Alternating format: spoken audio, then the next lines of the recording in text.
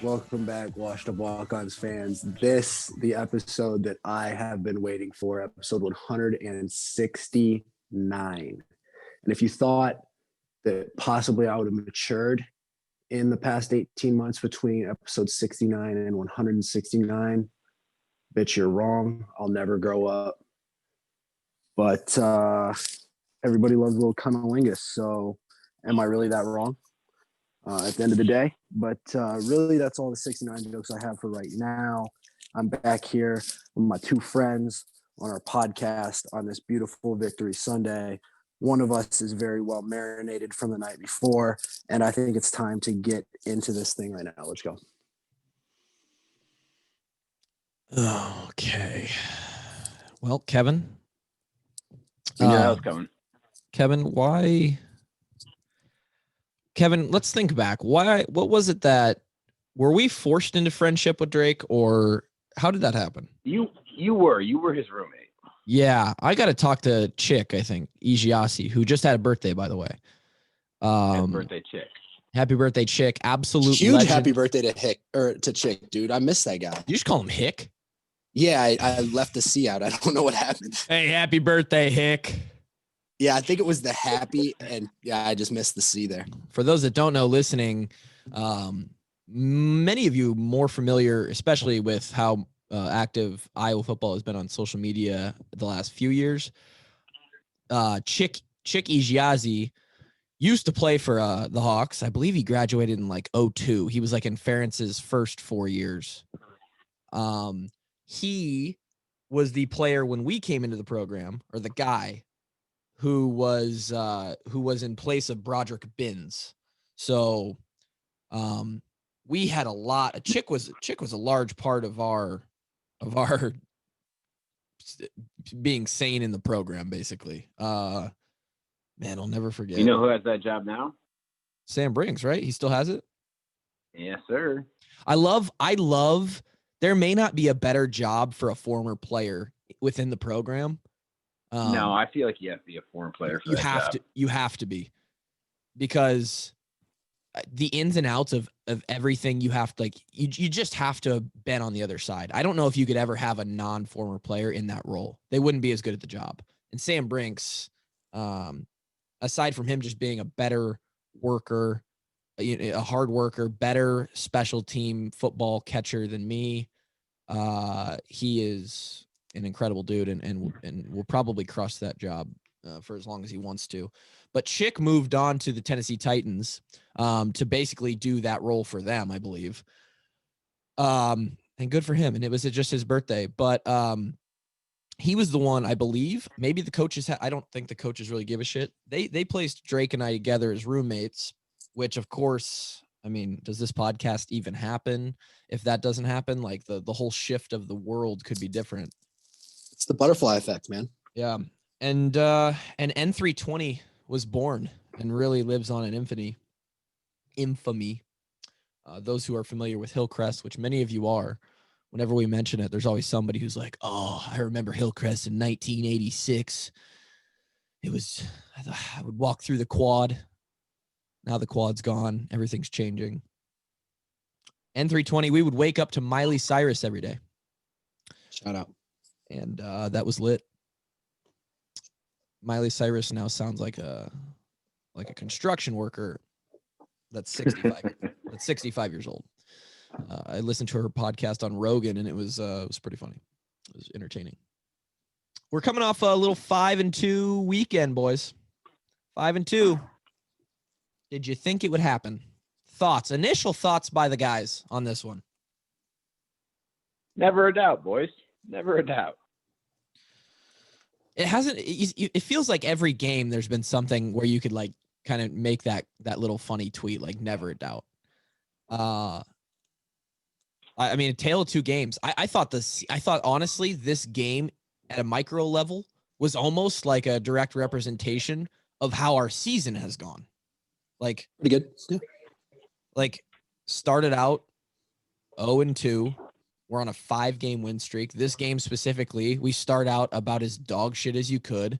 Literally 0-2. And then we went on a 5-game win streak. Yeah. It was it was like the 60 minutes of reliving what this last 7 weeks has been. I don't know if there's anything more 2020 than that, but Kev, I saw a lot of we'll start with this. I saw a lot of people like asking if there was really any defensive adjustment, or if it was just that the guys were playing better and just grinding it out more. How much do you attribute Iowa's defense? First of all, there was a stat that came out. We're now 21 games in a row that we've allowed less than 25 points. The next best team in the country, their streak for under 25 points is Alabama at 5. Maybe the most absurd stat like in the entirety of sports. Yeah, that's for Power 5 teams. Yeah, I saw that as well. I think Tulsa has like 7 or something. Okay. Yeah. Some others, not group of 5 team. Yeah. But how much do you pretty awesome stat, right? Insane stat. Like if you got a defense that can do that, even if your offense is just okay, you're going to win ball games. Kevin, what do you think? Cause you played on the defense. If I remember, kind of. I think you were on the defense. How much Kevin is it? said kinda. He just dissed the shit out of himself. I mean, he did. He started. He definitely started that one game versus Northwestern.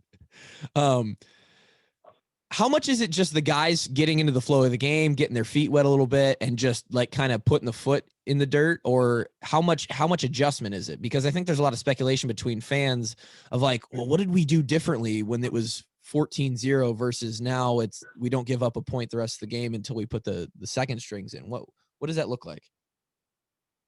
Yeah, so it depends. Sometimes early in the game, it's just guys being out of position and missed assignments and miscommunication. That's how teams break plays off you. And sometimes they have you schemed up really well, and that's when you have to make your adjustments. So usually starts up front with the D line. If they're doing something blocking scheme wise, that you have to change up the front a little bit. And from there, if you need to get a better coverage, maybe get like another safety in the box or something, then you adjust it that way. Honestly, what I saw was Illinois is just making some freaking good plays early in the game. Yeah, I agree.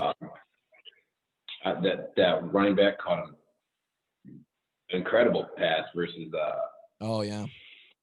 Benson touchdown on a wheel or route. not the touchdown, but the wheel route. Yep. Like a 30-yard play or something like that. On Benson, I think. On Benson, yeah.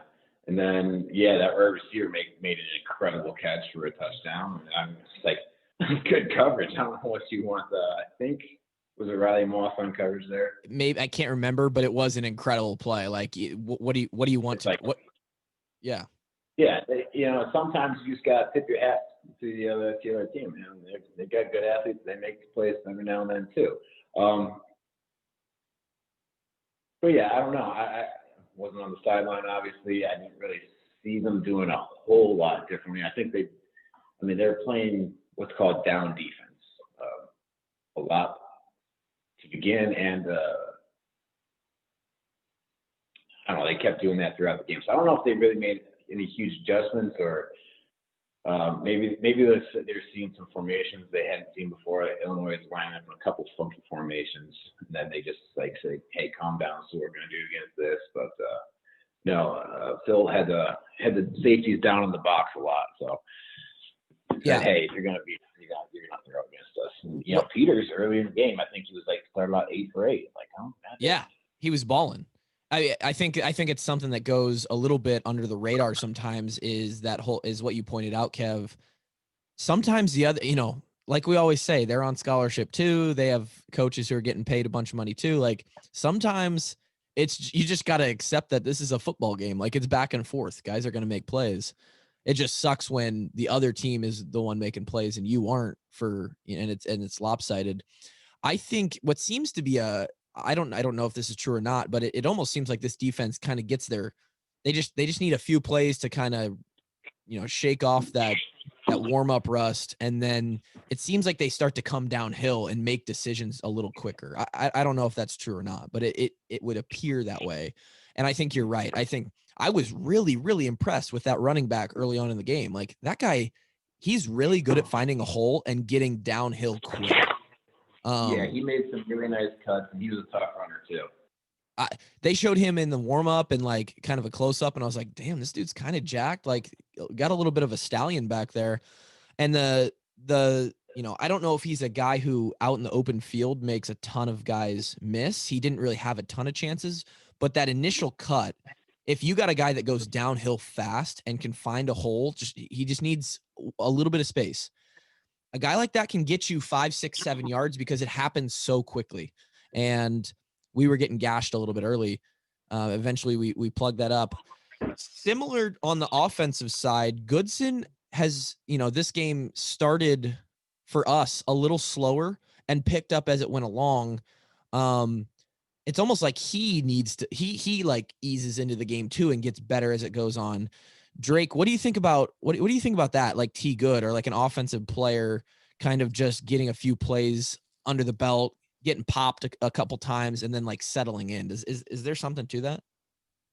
I don't know. Our offense didn't play very well as a whole in the beginning of the game. It was no one particular player's fault.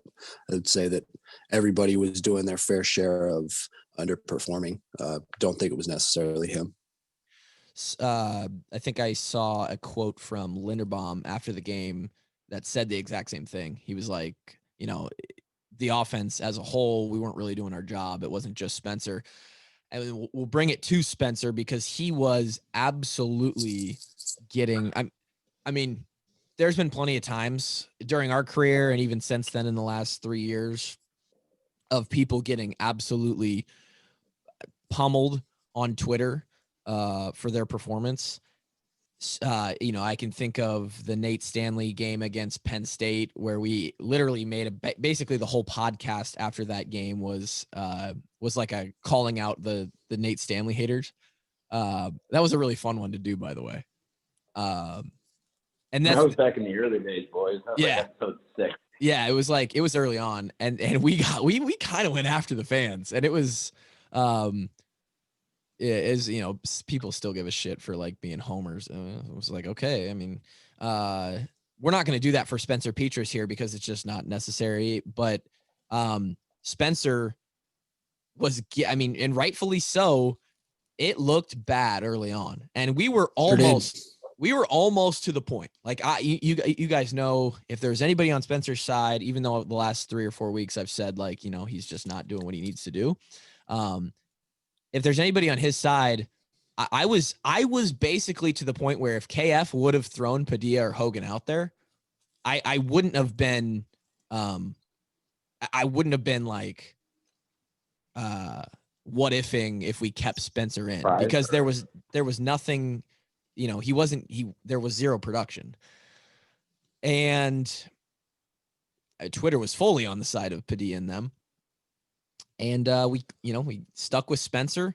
Eventually, let me pull up. I've got the play-by-play here. Our first 3 drives are 3 plays, punt. 3 plays, punt. 6 plays, punt.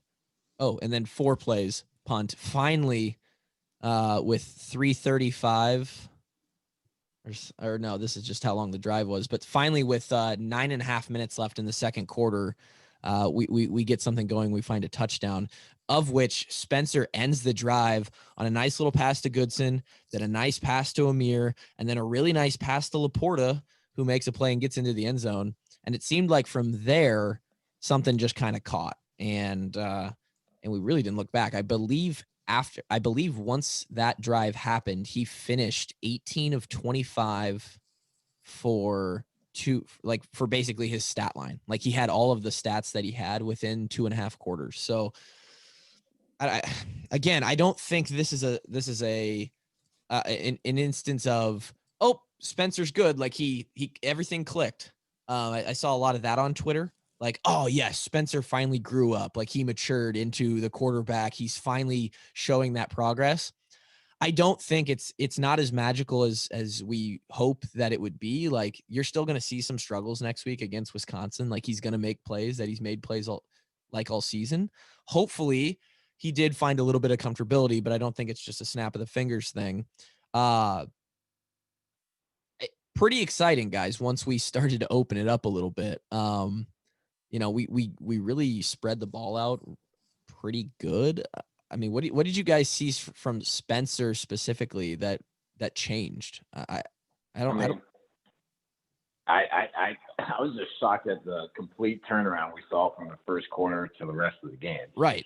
Because you said that first quarter, man, not good. Balls were in the dirt, didn't look comfortable. KF had to give him like a little pat on the back, tell him it's going to be okay. And then, second quarter, midway through the second quarter on, he's just like getting comfortable. I think part of it was protection too. Mm-hmm. I think that the line, he had good pockets to throw from. But, just finding the open guy and just making the throw. Just make the throw. You don't got to do anything crazy. Just make the throw, I actually saw him underthrow a couple balls. He threw one to, I think it might have been Laporta that got tipped and was like a little bit underthrown. And I feel like early on in the year, I feel like there is, like, if you really look, there is some development there where a couple balls like were underthrown instead of overthrown. And I think that's him trying to take some off. And he looked really freaking good. Like that pass to Bayer, the touchdown pass to Bayer, you could not put it in a better spot.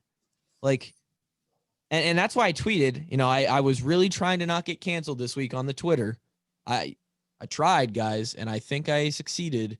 I said, Spencer is confusing as hell. And that was after the first touchdown drive, because we had just seen the offense go like basically 16 plays and 4 punts. Which feels bad, by the way. Feels bad. I mean, Kevin, can you imagine the punt alert anxiety that this team had in the first quarter? Whoa, PTSD, boys. PTSD. I mean, it's one of those days when the offense is having a rough day. First down, you run the ball for 2 yards. You're like, all right, I'm just going to go start walking that way. Exactly.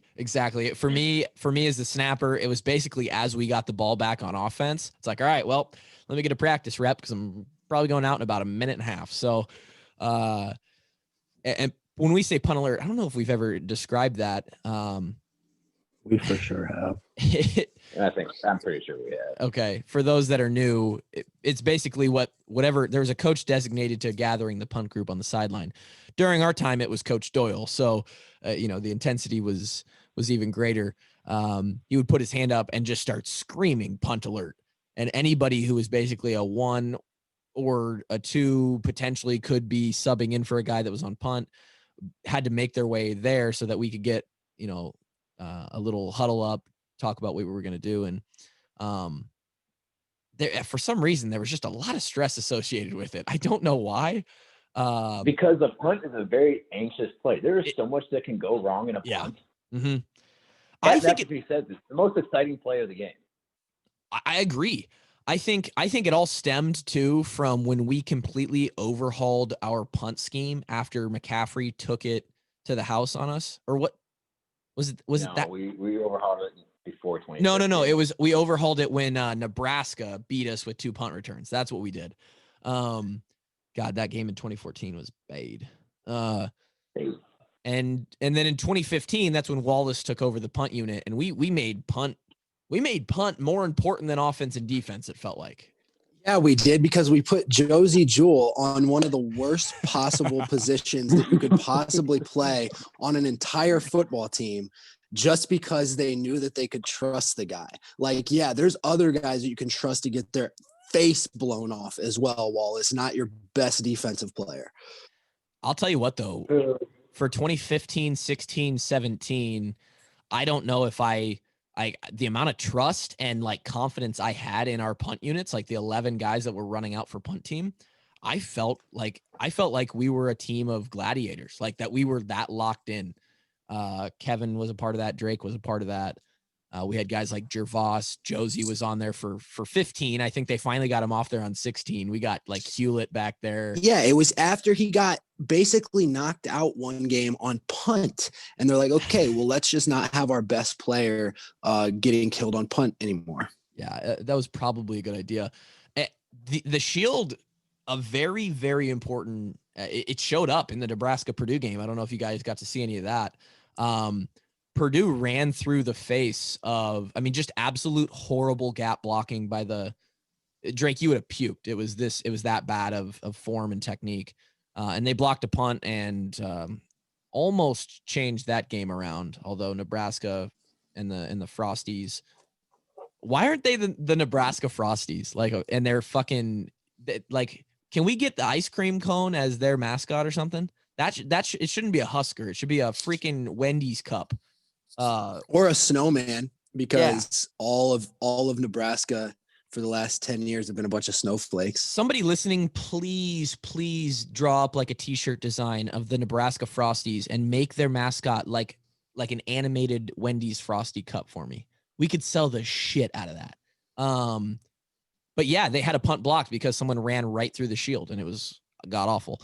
But anyway, we completely turned it around. I mean, the special team started to pick up. Charlie Jones had another awesome punt return. He almost died too. Yeah. Shout out to this kid. Balls of steel. Absolutely annihilated in a kind of a cheap hit. And then like the next punt, he just goes and takes another one, doesn't fair catch it. And, there's a guy in his face, jukes him out, gets an extra 7 yards. Yeah, he's got a fat set of balls on him. It takes some stones just to go back there and catch the ball with everyone looking at you. And, dude, it takes and stones. Guys running at your face. Yeah. I'm like get knocked out. Yeah. And go back and do it again. Charlie Jones is a goddamn warrior. And like, for those wondering, even in practice, like when the jugs machine is rolling, it's a little nerve wracking when you're just like, I would fuck around like in early pre-practice when we go out there and stretch, and the returners, they always go out and catch returns and practice, catching, and they do different drills. And like occasionally I'd mess around and like hop in and take a rep. When that ball gets soared up into the air, takes a freaking SpaceX super launch into the stratosphere, and it turns over and starts coming down, that alone is a nerve-wracking situation. That's like, it's your job to catch this ball. Then you add in the fact, like, and we've talked about it, that there's a team of padded Brutuses running down the field trying to take your head off. I think Charlie Jones's mindset, I don't think fair catch is in his vocabulary. I don't think it's in his brain. He's like if there's 3 inches of space, any daylight possible, he's going to make something into it. You just don't find that very often. Like, you just don't. Right. Well, when you think about it, return shot, first, second, third, fourth, fifth priorities, catch the ball. Yeah. And we'd be perfectly fine with having a returner who just caught a fair catch, got us the ball every time. Absolutely. But, he's finding that, it's hidden yards right there. Yep. A 7-yard return, that's almost a first down for the offense. Mm-hmm. It's hidden yards and it shows up. I think that, we had a couple miscues in our later years with some returners where if they don't catch that ball, sun gets in their eyes, they don't get in the right position, they don't feel comfortable, they notice somebody's too close, and they're just like, I'm going to let it go. That ball hits and it rolls 10, 15, 20 yards sometimes. It's like, oh, son of a bitch, grab it. That's like 2 first downs that we just gave up. There's like a 2 to 3 first down swing in a punt return situation that could potentially happen. So Charlie Jones, absolute weapon. I believe Tory Taylor got another banana kick in. Beautiful. Right out at the 5-yard line, or they downed it at the 5-yard line. That guy's an absolute weapon. He's naughty. All right, cool. Are we talking like, was it Ray Guy consideration? Yeah. Oh, 100%. Is he in the national conversation? 100%. I don't think we've punted a little bit closer. Like, we've had a few more plus 50s in the last few weeks that have brought down his numbers wise.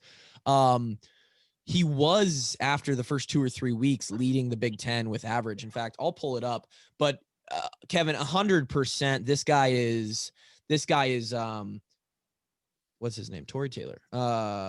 He is Ray Guy, best punter in the nation consideration, 200, 300%. And hopefully, and I know that there are at least a couple on the committee that look at the situational punting that goes on.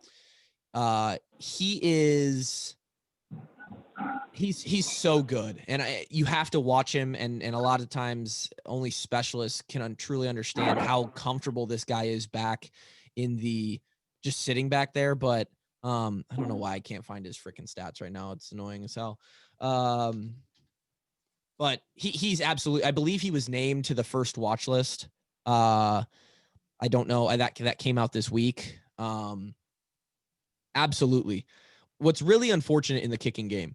And it was something I was worried about with Keith actually going into this year. And now that Keith has missed a couple, some his own fault, some not his fault, regardless, it's not going to really matter.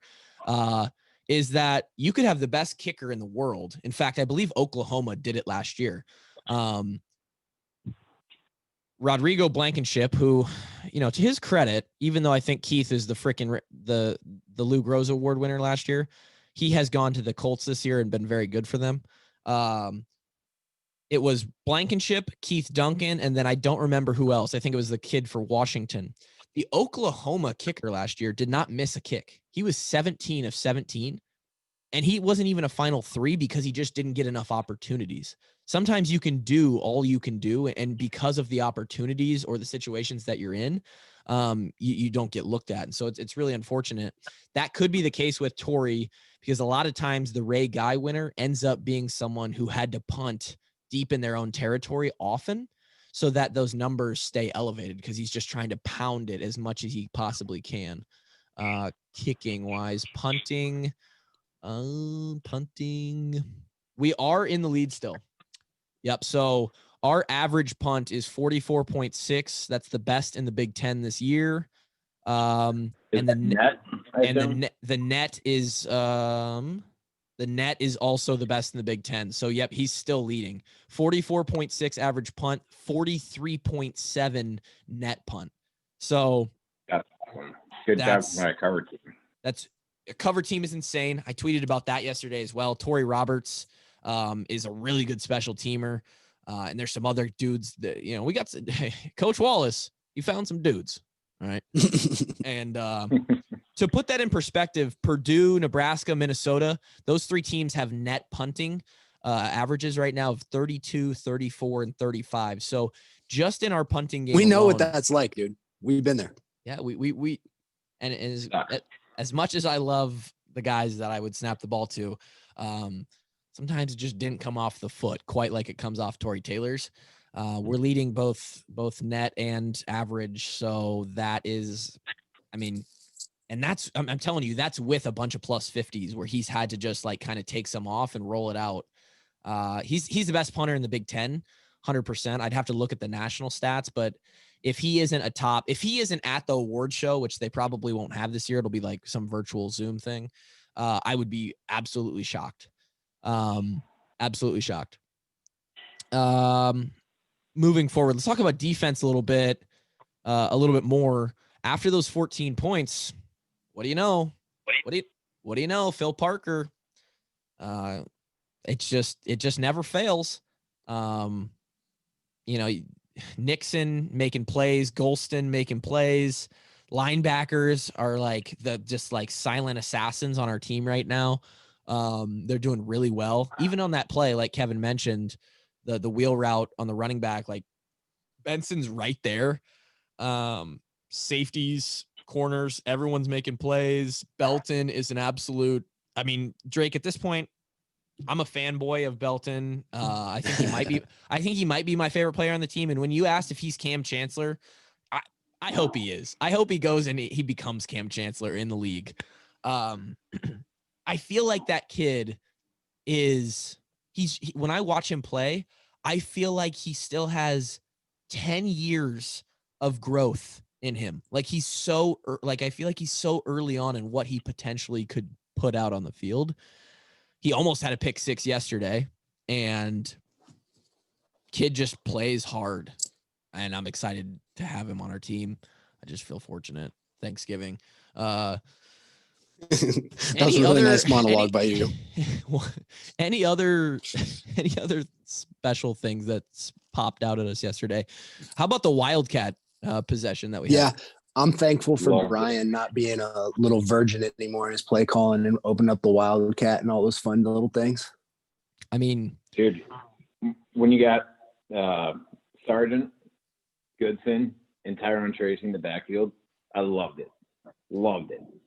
so as a defense, that's scary because and it almost happened at a perfect time in the game. It was this weird, like, okay, we're in the second half. We've taken control. Sometimes we've hit through the next punch and we've thrown a few punches and now it's 28-14. And now is it Illinois' chance to come back and make a little push here? And right at the perfect time, we pull out an entire drive. I'm going to go to it. Yeah, this is right after we stopped on 4th down on like our, 15-yard line, something like that. Yes. So this is after Charlie Jones' big punt return. No, it's not. No, it's not. What? Oh, here we go. 10-play touchdown drive. Yes, this is what we wanted. So the previous drive was they had a 15-play drive that ended with no points. And the Iowa defense comes up basically sealed the game, right? Yeah, it was a huge defensive stand. Great job by the defense. And we come out and Spencer isn't in the game. And I think the most impressive thing to me, and maybe it's not that big of a deal, but for an entire drive, Tyler Goodson, sophomore running back, not in the quarterback room, he's out there leading the huddle. He's commanding the huddle. He's calling plays. Like, he's taking signs from the sideline. Like, that is impressive. And then he goes out there. He only had 3 runs. We've seen a lot of him fake handoff, him take the ball. He only had 3 runs, and they were later on in this drive. We ran an incredible. So how as a defense do you plan for shit like this? You've got Tyrone, you've got Tyler, and you've got Mackay in the backfield. They run it out to the side, and then they run a reverse to Amir Smith-Marset for 30 yards the other way. Like, this is a situation where Brian is almost showing off all of the shiny knives in his kit. Like, what I'd love to see is if they had Tyler as the quarterback, the 2 guys off to his sides, they run zone read option the other way, but then he sneakily hands it off on the reverse the other way. That'd be a sick play. I'll tell you this, there's a shitload of possibility when you've got 3 guys in the backfield who can all just run the ball and be a weapon. Like, they're basically 3 running backs in the backfield. What you're running is the Heisman set that the Ravens have toyed with Ingram and RG3 and Lamar. And when you do that, and then you start motioning receivers across, late in that game, I think, I don't know whose touchdown it ended up being. There was a nice little play where it wasn't even out of this is the pre-snap motion that we've talked about. It wasn't even out of the wildcat. We had a weird set in the backfield, and we ran a mirror through the set, like in between the running backs and the quarterback on a pre-snap motion, and then handed it off to Mackay going the other way. A play which maybe gets 3 or 4 yards if you don't, potentially throw in that early motion. But now the defense shifts a little bit. Somebody runs with Amir, and now it opens up some space. We have it in the offense, and I don't know. How did we feel about Amir's ball security on his multiple touchdowns yesterday, Tyler?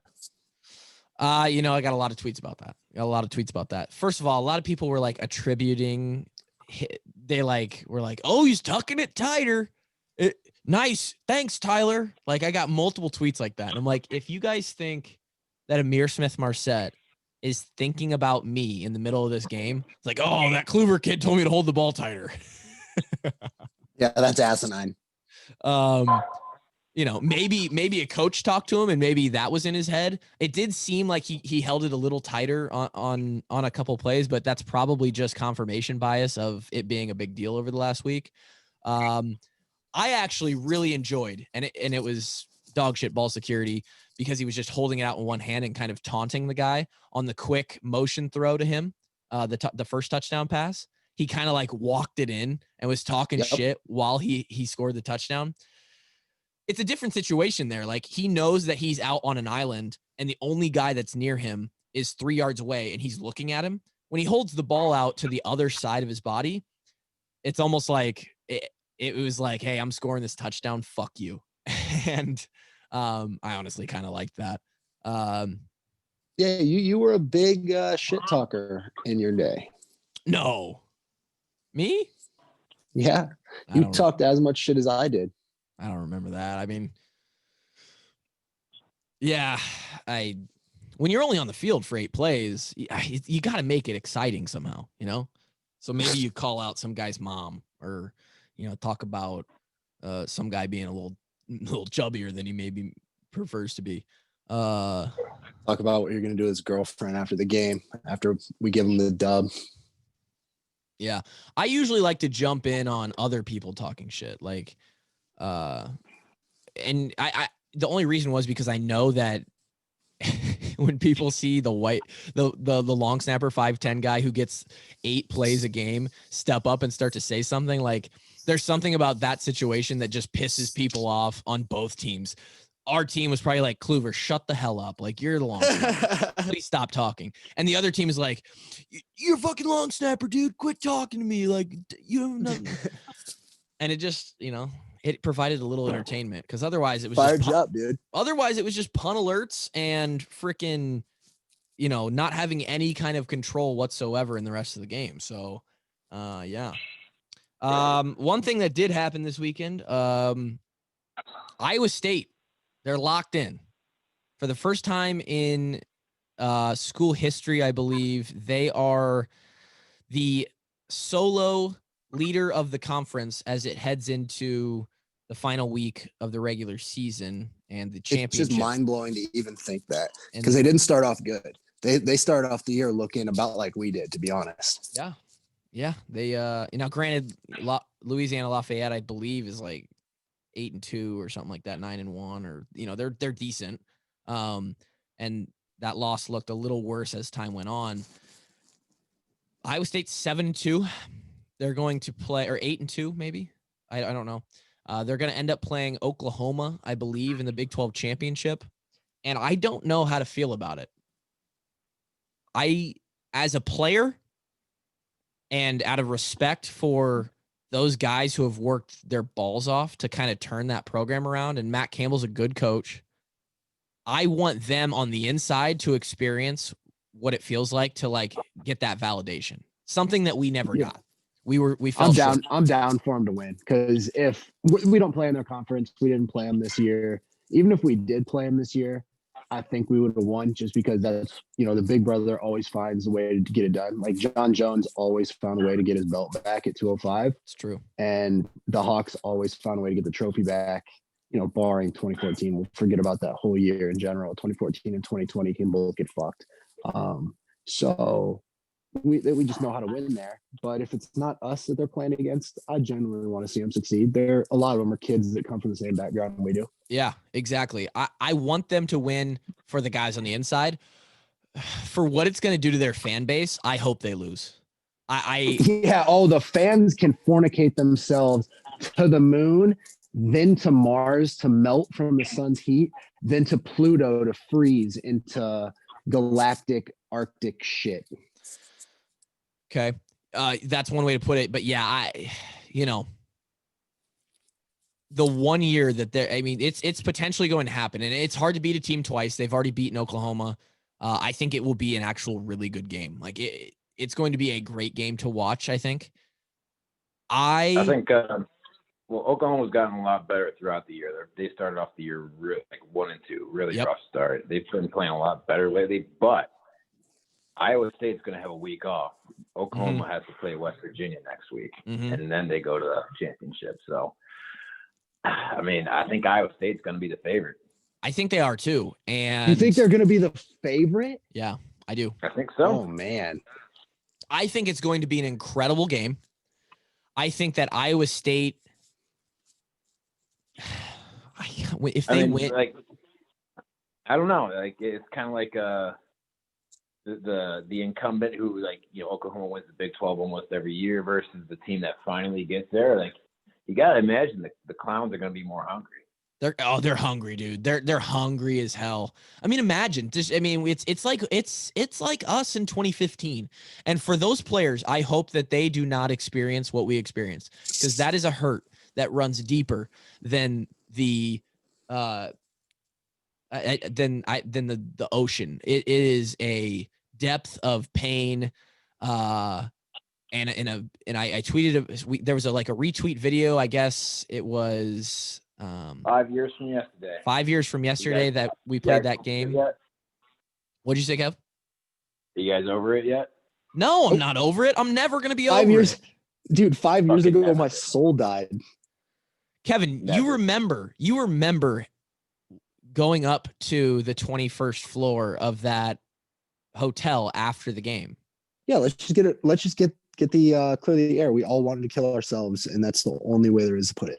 Like there were, it was never real. I mean, and the walls were ceiling to floor glass, and you're like, I think I could probably throw myself through this. it was legitimate, and it's not funny to joke about suicide. It is not. That is not a funny thing.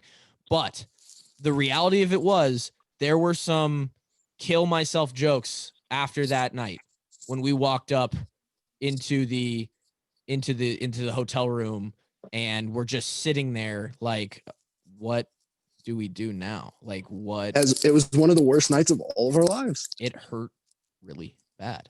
And what hurt so, maybe I worse mean- was the fact that Paul Federici got us cold meat sandwiches after that fucking game. I mean, that was a fucking insult to injury if there ever was. Just think about- That's a day when we needed Chick-fil-A snack more than I mean, Dude, God. just damn think it. about this. Just think about this. Even if we would have won the Big Ten championship, we still would have had the whack ass cold meat sandwiches. Seriously. So, like, that would have been the victory dinner. Was the dog shit sandwiches? Walk on Army. I'm telling you right now, what we're talking about is we had just finished playing the biggest game in Iowa history in 10 years. And maybe more. Maybe the biggest game ever, because it was the first legitimate championship game that we'd ever played in. Because before then it was just like regular season champion. But yeah, They- and to win, you go to the college football playoff. And we go to the college football playoff if we win this game. And they served us what your grandma makes on Sunday afternoon for like, hey, we're having turkey and mayonnaise sandwiches. Like, that was so bad. And maybe that's honestly what caused the suicidal thoughts. I don't know. Where was I going with that? We're not over it. Clearly, we're not over it. I mean, Jesus. Iowa State, hope they don't feel it. For the fans, I hope that they kind of lose. But it would be funny if in the only season that they ever win a Big 12 championship, it's the season that still they didn't beat happen us. to not play the Hawks. Like, how perfect. And then is next that? fall, it's just right back to reality. Absolutely. Absolutely. I would love it. Nothing more. Yeah. It'll be interesting to watch. Kevin, it is an interesting little anecdote that they get like a bye week to prepare for it.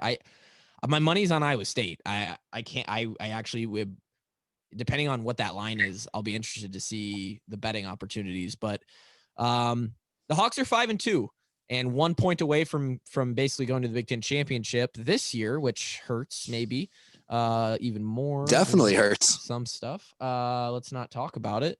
And we're going into Wisconsin, which we'll obviously preview the later episode of this week. Any exciting NFL games happening today before we sign this one off? What do we got? I don't know, but I'm playing golf with George because he's hurt and the Niners are in Arizona. So that's how I'm spending my Sunday afternoon. It's not bad.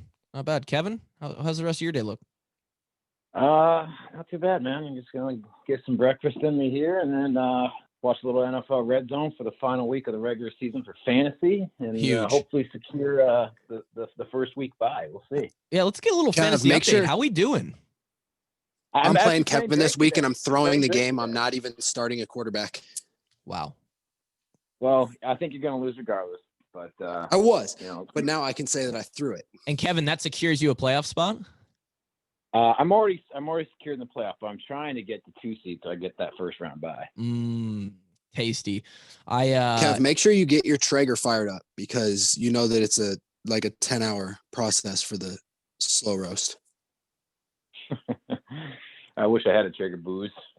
Speaking of He's Traegers, talking about the text from this morning. I still can't believe they got Traegers for the bowl gift last year. Unbelievable. Kevin, you are a freaking bacon wrapped hot dog, dude. And that's all I have to say.